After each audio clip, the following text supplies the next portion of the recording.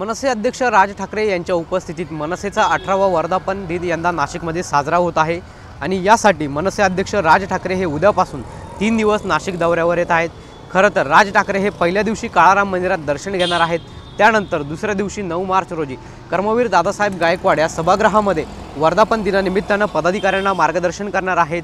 त्याचबरोबर नाशिक शहरात असलेल्या पदाधिकारी आणि कार्यकर्त्यांच्या कार्यालयाचे देखील उद्घाटन राज ठाकरे यांच्या उपस्थितीत होणार आहे। एकूणच मनसेचा नाशिक हा बालेकिल्ला समजला जायचा आणि त्यामुळे पुन्हा एकदा बालेकिल्ला मिळवण्यासाठी मनसेकडून विशेष प्रयत्न केले जात असल्याची जी चर्चा आहे ती सध्या नाशिकच्या राजकीय वर्तुळात सुरू झालेली आहे।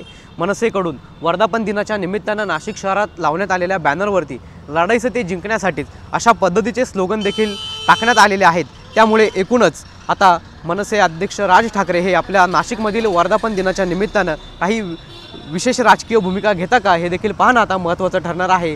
पुन्हा एकदा आपला बालेकिल्ला मिळवण्यासाठी राज ठाकरे आणि त्यांचे पदाधिकारी प्रयत्नशील आहेत का हे देखील पाहणं आता तितकंच महत्त्वाचं ठरणार आहे। कॅमेरा पर्सन प्रसाद पवारसह पवन येवले, TV9 मराठी, नाशिक।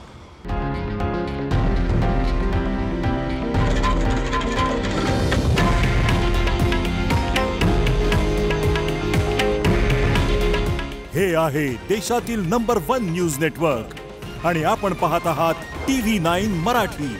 काळजी तुमची, हित महाराष्ट्राचं।